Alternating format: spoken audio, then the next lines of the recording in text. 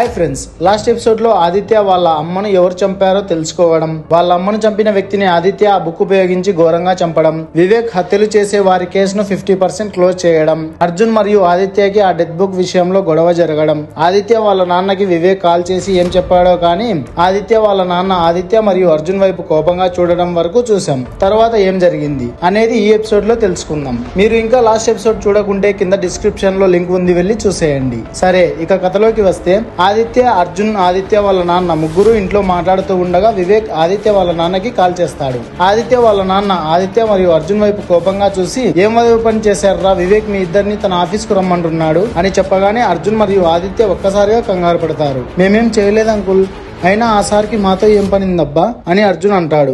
ఏమో తెలియదు, వెంటనే బయలుదేరండి అని ఆదిత్య వాళ్ళ నాన్న అంటాడు. అలా ఆదిత్య మరియు అర్జున్ ఇద్దరు కలిసి వివేక్ యొక్క ఆఫీస్ కి వెళ్తారు. అక్కడ చాలా మంది పోలీస్ ఆఫీసర్స్ యొక్క కొడుకులు, వారి ఫ్రెండ్స్ అండ్ రిలేటివ్స్ చాలా మంది ఉంటారు. వివేక్ వారందరినీ కాన్ఫరెన్స్ హాల్లో కూర్చోబెట్టి, మీరందరూ ఇక్కడికి వచ్చినందుకు చాలా థ్యాంక్స్. మిమ్మల్ని ఇక్కడికి పిలిపించిన విషయం ఏంటంటే, ఈ మధ్య మీరు చూసే ఉంటారు, చాలా హత్యలు జరుగుతున్నాయి. ఆ హత్యలు ఎవరు చేస్తున్నారో, ఎందుకు చేస్తున్నారో తెలియట్లేదు. ఆ కేసుని నేను ఇన్వెస్టిగేట్ చేస్తున్నా, కాబట్టి దయచేసి మీరు నాకు సహకరించండి అని వివేక్ వారందరితో చెప్తాడు. అందులో కొంతమంది, చూడండి వివేక్ గారు, ఆ హత్యలు చేస్తున్నది ఎవరో మాకు తెలియదు.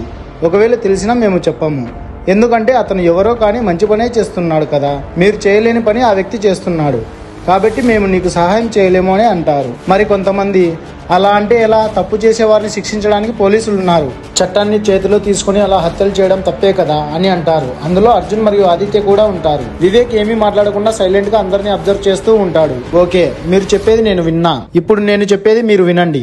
ఆ వ్యక్తి చేసేది మంచే కావచ్చు, కానీ చిన్న చిన్న తప్పులు చేసే వారిని కూడా అతను చంపుతున్నాడు. అతను చిన్న తప్పులు చేసే వారిని చంపాల్సిన అవసరం లేదు, వారికి శిక్ష వేస్తే చాలు. అలా చిన్న తప్పులు చేసే వారిని చంపుతున్నాడంటే అతని స్వభావం ఎలా ఉందో మీరే చూసుకోండి. రేపు ఆ చావు మీకు కూడా రావచ్చు, అంతెందుకు నాకు కూడా రావచ్చు. కాబట్టి నేను చెప్పింది మీరు చేయండి. ఆ హంతకుడు ఎవరో మనం కనిపెట్టొచ్చు అని వివేక్ వారందరితో చెప్తాడు. కొంతమంది వివేక్ కి సపోర్ట్ గా మాట్లాడతారు, మరి కొంతమంది అతను చేసేది మంచి పనే అని వివేక్ ఎంత చెప్తున్నా వినకుండా వెళ్లిపోతారు. వివేక్ కి సపోర్ట్ గా మాట్లాడిన వ్యక్తుల్లో అర్జున్ మరియు ఆదిత్య కూడా ఉంటారు. ఆదిత్య మరియు అర్జున్ మైండ్ లో ఒకటే ఉంటుంది, మనం వివేక్ సైడ్ మాట్లాడితే అతనికి మన పైన డౌట్ రాదు, సో మనం సేఫ్ అనుకుంటూ ఉంటారు. కానీ అర్జున్ మరియు ఆదిత్యకి తెలియని విషయం ఏంటంటే, వివేక్ వెళ్లిపోయిన వారి పైన కాకుండా తనకి సపోర్ట్ గా మాట్లాడిన వారిని ఇంట్రాగేట్ చేయాలని అందరినీ ఫిల్టర్ చేసి వీరు బయటపడేలా ఈ ప్లాన్ వేసి ఉంటాడు. ఎందుకంటే దొంగలు ఎప్పుడూ పోలీసులకి సపోర్ట్ గానే మాట్లాడుతూనే వెన్నుపోటు పొడుస్తారు అనే సిద్ధాంతాన్ని వివేక్ నమ్ముతాడు. వివేక్ సపోర్ట్ గా మాట్లాడిన వారందరినీ ఇంటికి వెళ్ళండి, ఏదైనా ఇన్ఫర్మేషన్ తెలిస్తే నాకు కాల్ చేయండి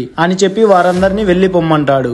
అలా ఆదిత్య మరియు అర్జున్ ఆదిత్య వాళ్ళ ఇంటికి వస్తారు. చూసావా ఆదిత్య, నిన్నటి వరకు ఈ విషయం ఎవరికీ తెలియదు అనుకున్నావు, కానీ అది మన దాకా వచ్చింది. ఇప్పటికైనా బాగా ఆలోచించు, ఆ బుక్ తో మనకు చాలా అవసరం ఉంది అని అర్జున్ ఆదిత్యతో అంటాడు. అలా అని ఈ బుక్ తో ఇంకెన్ని పాపాలు చేయమంటావు అర్జున్? ఇప్పటికే నేను ఎప్పుడూ చేయని హత్యలు ఎన్నో చేశా. ఈ బుక్ ని ఓపెన్ చేసి రాసేటప్పుడు ఏం రాస్తున్నానో, ఎలా రాస్తున్నానో అసలు నాకే అర్థం అవ్వట్లేదు. నా మైండ్ నా ఆధీనంలో ఉండదు. పొరపాటున నేను ఈ బుక్ సహాయంతో రేపు నీ పేరు రాయొచ్చు, మా నాన్న పేరు రాయొచ్చు, అమ్మాయికుల పేర్లు రాయొచ్చు. కాబట్టి ఈ బుక్ ని ఎంత దూరంగా ఉంచితే అంత మంచిది అని ఆదిత్య అర్జున్ తో అంటాడు. ఇలా అయితే పని అవ్వదు అని అర్జున్ ఆదిత్యని కొట్టి తన దగ్గర ఉన్న బుక్ ని లాక్కోబోతాడు. ఆదిత్య ఆ బుక్ ని గట్టిగా పట్టుకుంటాడు. అర్జున్ ఎంత లాగినా ఆ బుక్ రాకపోగా అందులో ఉన్న 2-3 పేపర్లు చిరిగి అర్జున్ చేతిలోకి వస్తాయి. అలా వారిద్దరి మధ్య గొడవ జరిగి అర్జున్ ఆదిత్య ఇంటి నుండి కోపంగా ఆ డెత్ బుక్ లోని చిరిగిన పేపర్లు తీసుకుని వెళ్లిపోతాడు. ఆదిత్య చాలా బాధతో ఇంట్లోనే కూలబడిపోతాడు. ఇటు చూస్తే వివేక్ ఎవరైతే తనకు సపోర్ట్ గా మాట్లాడి ఉంటారో వారందరి డీటెయిల్స్, వారి బ్యాక్గ్రౌండ్, అలాగే వారి రోజువారీ దినచర్యలు నాకు కావాలి అని రఘునందన్ కి వివేక్ చెప్తాడు. సరే వివేక్, ఆ వివరాలన్నీ స్వీకరించి నీకు వీలైనంత తొందరగా అప్డేట్ ఇస్తా అని చెప్పి రఘునందన్ వివేక్ యొక్క ఆఫీస్ నుంచి వెళ్లిపోతాడు. ఇటు చూస్తే ఆదిత్య ఒక రోజు రాత్రి ఎక్కడికో ఒంటరిగా బైక్ లో వెళ్తూ ఉంటాడు. అలా వెళ్తూ వెళ్తూ ఏదో ఒక అడవిలోకి ఎంటర్ అవుతాడు. ఆ అడవి చాలా భయంకరంగా ఉంటుంది, చాలా చిమ్మ చీకటిగా ఉంటుంది. ఆ అడవిలో ఆదిత్య ఇంతవరకు చంపిన వారి యొక్క ఆత్మలు అడవిలో తిరుగుతూ ఉంటాయి. అవన్నీ ఆదిత్యను చూసి, నువ్వే మమ్మల్ని అనవసరంగా చంపావు, నువ్వు కూడా మాతో వచ్చేసేయ్ అని ఆదిత్యని చుట్టుముడుతూ ఉంటాయి ఆ ఆత్మలు. ఆదిత్య భయంతో పరిగెడుతూ ఉంటాడు. అలా పరిగెత్తుతూ అడవిలో నుంచి బయటకు వస్తాడు. వెంటనే ఆ వాతావరణం అంతా మంచు కొండలతో నిండిపోతుంది. అలా వెంటనే వాతావరణం మారుతూ ఉండడంతో అసలు ఇక్కడ ఏం జరుగుతోంది, ఎందుకు ఈ ప్రదేశం అంతా ఇలా మారిపోతోంది అని తనలో తానే భయపడుకుంటూ ఆ మంచు ప్రదేశంలో దిక్కుతోచగా పరిగెత్తుతూ ఉంటాడు ఆదిత్య. అలా పరిగెత్తుతూ ఉండగా కొంచెం దూరంలో ఆదిత్యకి కాలాసురుడు గాల్లో తేలుతూ కనిపిస్తాడు. వెంటనే ఆదిత్య కోపంతో కాలాసురుడి దగ్గరకు ఆ మంచు కొండల్లో పరిగెత్తుతూ ఉంటాడు. ఎంత పరిగెత్తినా ఆదిత్య ఆ కాలాసురుడిని చేరుకోవడం సాధ్యపడదు. ఆదిత్య పరిగెత్తుతూ ఉన్న కొద్దీ కాలాసురుడు కూడా దూరంగా వెళ్లిపోతూ ఉంటాడు. ఆ మంచు కొండల్లో చాలా చల్లగా మంచు తుఫాను కురుస్తూ ఉంటుంది. ఆదిత్య చలికి తట్టుకోలేక మంచు కొండపై నుంచి కింద పడిపోతాడు. అలా పడుతూ పడుతూ ఆదిత్య ఒక ఇసుక దుబ్బ పైన పడతాడు. పైకి లేచి చూస్తే అతను ఒక ఎడారిలో ప్రత్యక్షమై ఉంటాడు. ఒక్కసారిగా ఆదిత్యకి మైండ్ దొబ్బుతుంది. అసలు ఏంటి ఇదంతా? నాకు ఎందుకు ఇలా జరుగుతోంది? ఈ బుక్ ని ఎక్కడైనా పడేసి వద్దామని బయటకు వచ్చా, కానీ నాకే తెలియకుండా ఇన్ని చోట్లకి నేను తిరుగుతున్నా. అసలు ఏంటిది? నాకు ఏమవుతోంది అని ఆదిత్య బాధతో ఆలోచిస్తూ ఉంటాడు. అలా ఉండగా మళ్ళీ ఆదిత్యకు దూరంగా కాలాసురుడు అదే విధంగా గాల్లో తేలుతూ కనిపిస్తాడు. ఆ ఎడారిలోని సూర్యుడి వేడి తట్టుకోలేక ఆదిత్య ఒంట్లో శక్తి లేకపోయినా ఆ కాలాసురుడి దగ్గరకు మెల్లగా నడుస్తూ వెళ్తూ ఉంటాడు. ఒక పక్క సూర్యుడి వేడి, మరో పక్క ఎడారిలోని ఇసుక వేడి తట్టుకోలేక ఆదిత్య బాధతో ఆ నొప్పిని తట్టుకొని ఎలాగైనా సరే కాలాసురుడిని చేరుకోవాలి, అతని దగ్గరకు చేరుకుంటేనే ఈ సమస్యకు ఒక సమాధానం దొరుకుతుంది అనుకొని ఆదిత్య ముందుకు నడుస్తూ ఉంటాడు. అలా వెళ్తూ ఉన్న ఆదిత్యకు వెంటనే మళ్ళీ చనిపోయిన వారి యొక్క ఆత్మలు అన్ని చాలా భయంకరంగా కుళ్ళిపోయి ఆదిత్య ముందు ప్రత్యక్షమవుతాయి. వెంటనే ఆదిత్య భయపడి గట్టిగా అరిచి పైకి లేచి చూస్తాడు. అప్పుడే అతనికి అర్థమవుతుంది ఇప్పుడు దాకా జరిగిందంతా కలని. ఆదిత్య వెంటనే పక్కనే ఉన్న నీళ్లు తీసుకుని తాగుతాడు. అలా తాగుతూ ఉండగా ఒక్కసారి వెనక్కి తిరిగి చూస్తాడు. వెనకాల కాలాసురుడు కలలో లాగా గాల్లో తేలుతూ కనిపిస్తాడు. ఆ కాలాసురుడి కళ్ళల్లో ఆదిత్య ఇంతవరకు చూసిన కళంతా కనిపిస్తూ ఉంటుంది. నాకు ఇంతవరకు వచ్చిన కళ నీ కళ్ళల్లో ఎలా కనిపిస్తోంది అని ఆదిత్య కాలాసురుడిని అడుగుతాడు. ఇప్పటిదాకా నీకు వచ్చిన కళ అంతా నాకు పూర్వజన్మలో జరిగిన సంఘటనలు. నా పూర్వజన్మలో ఈ బుక్ నాకు దొరికింది. నేను దాన్ని తీసుకుని చాలా పాపాలు చేశా అని చెప్పగానే ఆదిత్య షాక్ కొట్టినట్టు ఆశ్చర్యంగా కాలాసురుడి వైపే చూస్తాడు. ఏంటి, నువ్వు చెప్పేది నిజమా? మరి తర్వాత ఏమైంది అని ఆదిత్య కాలాసురుడిని అడుగుతాడు. అలా నేను ఈ బుక్ను ఉపయోగించి చాలా మందిని చంపేశా. తర్వాత చివరికి ఆ బుక్ లో నా పేరు నేనే రాసుకోవాల్సి వచ్చింది అని చెప్పగానే ఆదిత్య ఇంకా కంగారు పడతాడు. అసలు ఏమైంది? నీ పేరు నువ్వే రాసుకోవాల్సిన అవసరం ఏముంది అని అడుగుతాడు ఆదిత్య కాలాసురుడిని. ఈ బుక్ ను ఉపయోగించి నా మైండ్ అంతా నా ఆధీనంలో లేకుండా పోయింది. ఆ బుక్ ని చేతితో పట్టుకుంటే చాలు, నేను ఏం చేస్తున్నానో నాకే అర్థం కాకుండా, ఎవరి పేరు రాస్తున్నానో అర్థం కాకుండా నా ఫ్రెండ్స్ ని, నా ఫ్యామిలీని, నా చుట్టుపక్కల వారందరినీ చాలా దారుణంగా చంపేశా. అలా నా కుటుంబాన్ని, నా స్నేహితుల్ని అందరినీ దూరం చేసుకున్నాక ఆ బుక్ ని పక్కన పెట్టేశా.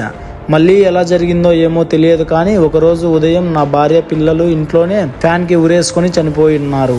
ఏమైందో, ఎందుకు అలా చనిపోయారో నాకు అర్థం కాలేదు. ఎందుకో నాకు డౌట్ వచ్చి ఆ డెత్ బుక్ ఓపెన్ చేసి చూసా. అందులో నా భార్య, పిల్లలు ఫ్యాన్ కి ఉరేసుకొని చనిపోవాలని రాసి ఉంది. అలా నేను ఎప్పుడు రాశానో, ఎందుకు రాశానో నాకే గుర్తులేదు. ఇంకెందుకు నేను బ్రతికి ఉండాలి అని సేమ్ నా భార్య, పిల్లలు ఎలా చనిపోయారో అలాగే నేను కూడా చనిపోవాలని ఆ బుక్ లో రాసుకున్నా. అంతే, మరుసటి రోజు నేను కూడా చనిపోయా అని కాలాసురుడు ఆదిత్యతో అంటాడు. మరి ఇలా నువ్వు ఎందుకు మారిపోయావు అని ఆదిత్య కాలాసురుడిని అడుగుతాడు. ఈ బుక్ ని ఎవరైతే ఉపయోగించి మళ్ళీ వారి పేరే ఇందులో రాసుకుని చనిపోతారో వారు ఇలాగే నాలాగా ప్రేతాత్మగా మిగిలిపోతారు అని చనిపోయాకే నాకు తెలిసింది. అందుకే నేను ఇలా మారిపోయా. ఆ బుక్ ని ఎవరైతే తీసుకుంటారో వారికి మాత్రమే నేను కనిపిస్తా.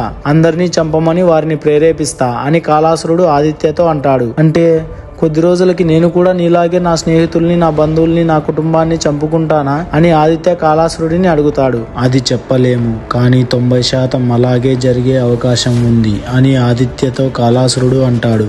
అలా ఉండగా ఇన్వెస్టిగేటివ్ ఆఫీసర్ అయిన వివేక్ నుండి ఆదిత్యకి మెసేజ్ వస్తుంది. అందులో ఈ హత్యలన్నీ నువ్వే చేస్తున్నావని నాకు తెలిసిపోయింది ఆదిత్య. వెంటనే నా ఆఫీస్ కు వచ్చి నన్ను కలువు, లేదంటే వెంటనే పోలీసుల్ని అక్కడికి పంపిస్తా అని ఆదిత్యకి మెసేజ్ వస్తుంది. ఇంతకీ ఆదిత్య పేరు ఆ బుక్ లో వస్తుందా? ఆదిత్య ఇంకా ఎన్ని హత్యలు చేస్తాడు? అర్జున్ డెత్ బుక్ లో చిరిగిన పేపర్స్ ని ఉపయోగించి ఏం చేయాలనుకుంటున్నాడు?